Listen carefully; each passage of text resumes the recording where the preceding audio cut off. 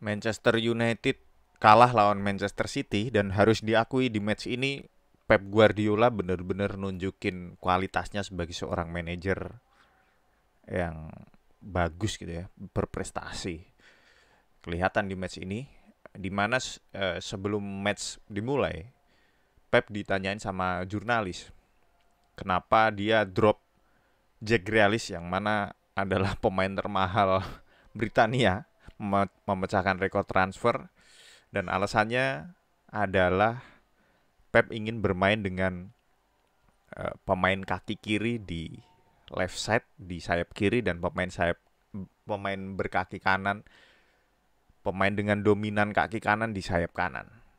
Dan itu adalah alasan yang make sense ketika melihat uh, gimana jalannya pertandingan ya. Di sini dia memasang Jesus di kanan dan Foden di kiri, di mana Jesus strong footnya yaitu kaki kanan, Foden left footed. Tapi di sisi kanan Jesus dan Silva kadang sering berganti posisi ya, di mana kita tahu ya Manchester City selalu seperti ini, dia punya striker ataupun penyerang tengah yang sangat mobile gitu kan. Dan di sini MU bermain dengan uh, taktik 3-5-2 atau 5-3-2 dalam bertahan seperti itu. Dan inilah alasan kenapa Pep bermain dengan seperti itu. Dia menginginkan seorang uh, winger yang let's say natural winger gitu. Natural winger di mana dia uh, bukan seperti let's say Arjen Robben ataupun Ronaldo ataupun Rashford di mana mereka sering menusuk gitu ya. Menusuk dari sayap, dribble ke tengah ataupun melakukan shoot di situ, tapi uh, seorang kaki kan apa itu tadi right foot di right side dan left foot on the left side. Jadi seperti ini. Pep menginginkan banyak crossing ke kotak penalti MU seperti itu. Bahasa gampangnya. Di sini ada Kyle Walker yang juga pemain sayap kanan, back sayap kanan Manchester City melakukan crossing ke kotak penalti MU. Di situ ada 4 pemain Manchester City yang udah bersiap, di mana 3 penyerang dan tambahan satu dari Ilkay Gundogan untuk nyerang nyerang Manchester United, nyerang kotak penalti MU. Dan di sini hasilnya cukup bagus gitu ya. Uh, di sini MU udah man to man modenya, di mana 4 pemain melawan 4 pemain, dan di sini crossing Walker udah sanggup disambut oleh Gundogan. Sayang sekali Gundogan nggak ngegulin di sini, tapi Lindelof udah bisa clearance. Sayang sekali bola kembali ke Manchester City dan di sini Manchester City melakukan switch play. Dia langsung bermain ke sayap kiri, di mana di situ ada Joao Cancelo yang mana menurutku di match ini juga bermain sangat bagus. Man of the match kalau nggak salah, di mana 1 assist dia dan juga crossing yang di sini berbuah gol ya, di mana lagi-lagi crossing dari back sayap Manchester City ke kotak penalti MU. Dan di sini sayang sekali Bailey antisipasinya sangat buruk. Menurutku ini nggak seharusnya dilakukan oleh seorang back, di mana dia sama sekali nggak uh, ada pressure dari pemain lawan. Foden jauh, uh, Gundogan kalau nggak salah juga di situ ada Lindelof yang menurutku masih bisa untuk menjaga dia. Dan sayang sekali Eric Bailly melakukan gol bunuh diri, dan ini sangat menyulitkan Manchester United tentunya untuk ketinggalan dari menit awal. Karena untuk melawan Manchester City ya, mungkin hampir semua tim untuk melawan Manchester City adalah sit back, bertahan dalam, kemudian melakukan counter attack karena sangat sulit untuk melakukan pressing, untuk menguasai bola, melawan rajanya possession yaitu Manchester City, Pep Guardiola istilahnya. Akan sangat sulit, maka dan untuk ketinggalan duluan untuk tim yang ingin bermain bertahan seperti MU di sini udah kena mental menurutku. Udah akan sangat sulit untuk mengejar ketinggalan gitu loh dengan formasi seperti ini apalagi gitu. Dan di sini Pep memainkan yang namanya switch play. Itu sebagai usaha gitu ya untuk membongkar pertahanan tim yang seperti MU yang menumpuk 8 pemain bertahan, bahkan 9 jika Greenwood dihitung di situ, dan di sini juga ada Ronaldo yang ada di daerah pertahanan sendiri. Istilahnya semua pemain MU bertahan, dan di sini Manchester City melakukan oper kanan, oper kiri gitu ya. Passing sideways tapi sangat efektif. Di sini mereka bermain di sisi kanan di menit 12 detik 35, dan beberapa detik kemudian bola ya hilang. Bola udah ada di mana ini tadi? Bola ada di kanan, kemudian beberapa detik kemudian bola udah ada di kaki Foden di sisi kiri, dan kita bisa lihat di sini gelandang Manchester United harus kerja keras ya untuk menutup ruang itu, untuk membantu para wingback-nya gitu loh. Kita bisa lihat di sini McTominay, Fred dan juga Bruno ada di tengah lapangan sana, kemudian mereka langsung pindah ke sini, dan inilah yang bikin hal-hal seperti ini bisa terjadi, di mana shape midfielder MU bisa ditembus dengan mudah gitu. Sebagai pembanding adalah match lawan Spurs. Kita kalau lihat match lawan Spurs di sini, lini tengah MU rapat. Lini tengah MU bisa rapat. Karena apa? Karena Spurs nggak bermain seperti Manchester City. Dan Spurs bukanlah Manchester City, di mana Manchester City dilatih untuk membongkar pertahanan, tapi Spurs kan enggak gitu. Di sini bisa kita lihat enggak ada jalan bagi Spurs untuk bermain lewat tengah. Karena kita bisa lihat winger-winger Spurs enggak ada yang ngebuka ruang, mereka bermain ke dalam gitu.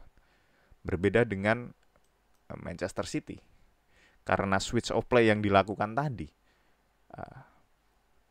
lini tengah MU, Fred, McTominay dan Bruno mau nggak mau ke stretch gitu, dan menciptakan ruang-ruang di lini tengah gitu.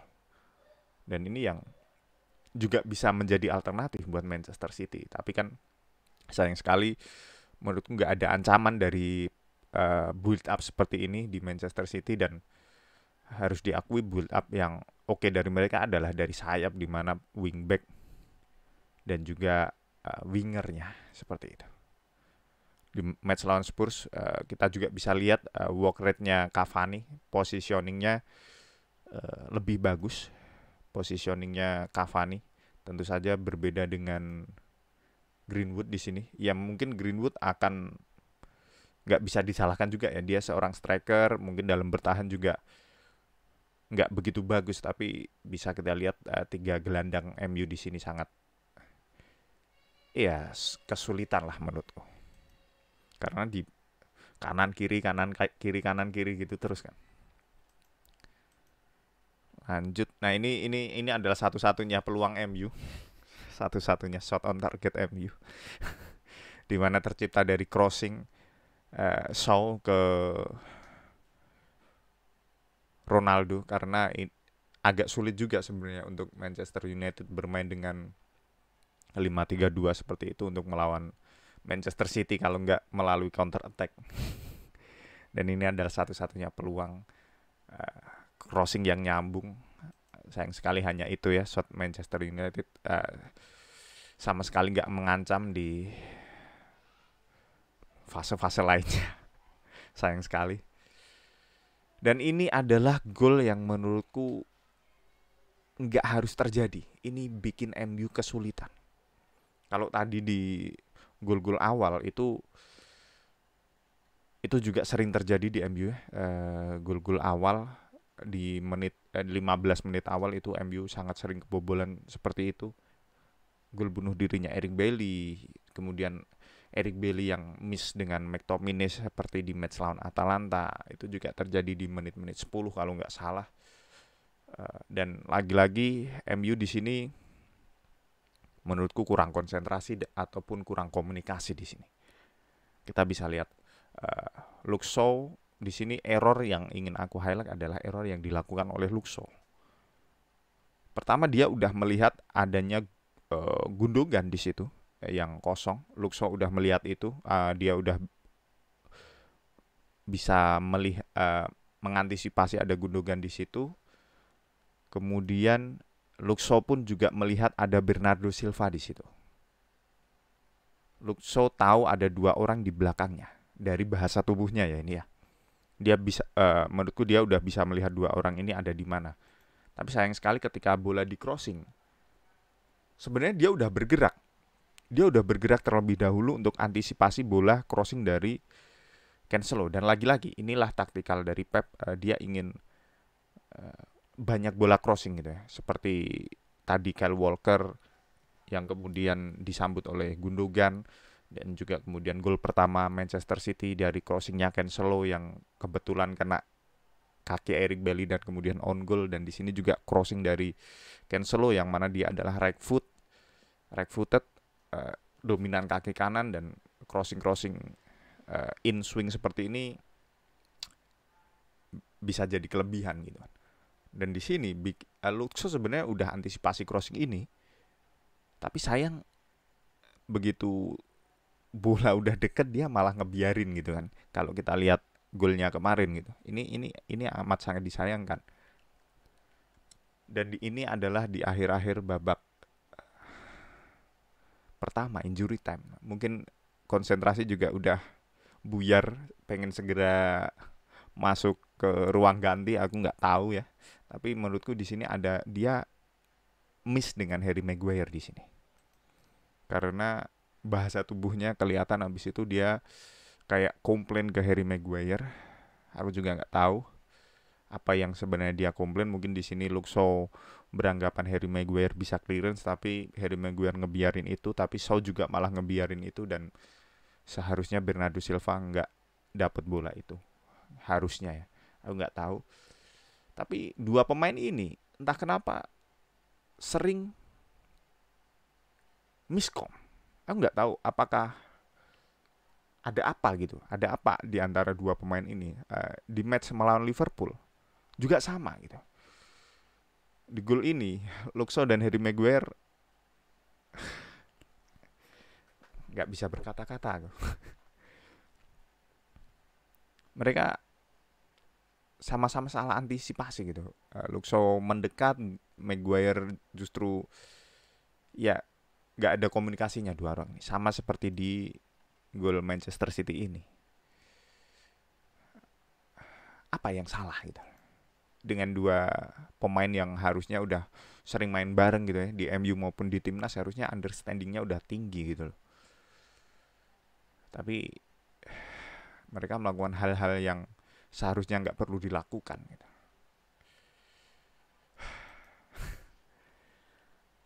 Dan itulah babak pertama ya. Di babak kedua MU mencoba melakukan perubahan, mereka narik satu back. Tentu saja Eric Bailly yang ditarik, yang mana MU berarti ingin mengejar ketinggalan karena yang ditarik adalah seorang back. Mereka mencoba memasukkan Sancho, Rashford, tapi katanya sama sekali nggak ada. Malah justru di babak kedua ini juga nggak ada peluang yang tercipta sama sekali gitu. Shot on target pun nggak ada. Karena apa? Karena di sini aku melihat Manchester City menurunkan tempo permainan. Di sini Manchester City hanya ingin memegang bola ya. Inilah yang dilakukan Pep akhir-akhir ini gitu. Pep udah mulai bisa apa ya istilahnya ya, berkompromi, di mana ketika mereka udah unggul mereka menurunkan urgensi, mereka hanya memprioritaskan untuk keeping bola tapi nggak ada keinginan untuk mencetak gol. Bahkan di sini Pep pun stick ke starting 11-nya, dia nggak melakukan pergantian pemain sama sekali di match ini. Dan di sini MU terpaksa harus ngepressing kan, karena mereka ingin bola, mereka ingin mengejar ketinggalan. Tapi di sini melawan Manchester City, melakukan pressing ke Manchester City itu sangat sulit karena mereka emang dilatih untuk megang bola sesering mungkin oleh Pep Guardiola gitu. Begitupun dengan bertahan, skuadnya Pep nggak nggak melakukan intensitas pressing yang sama seperti babak pertama gitu ya, dimana di babak kedua ini mereka lebih dalam, mereka eh, ya itu tadi lebih lebih inilah Pep lebih berkompromi gitu, nggak, mereka udah tahu mereka unggul 2 gol, mereka nggak perlu melakukan sesuatu yang sembrono istilahnya atau melakukan pressing karena mereka juga lebih penting untuk mempertahankan shape bertahannya gitu. Seperti ini mereka bertahan dengan 4-4-2, mereka sangat rapi, MU pun seperti nggak ada celah dan nggak ada on target yang tercipta oleh Manchester United, dan sangat-sangat disayangkan ya untuk tim yang seharusnya mengejar ketinggalan tapi mereka sama sekali nggak bikin peluang berbahaya gitu loh.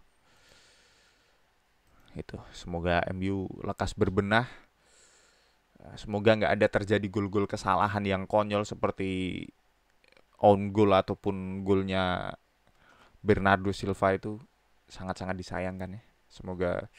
Semoga MU bisa bounce back lah.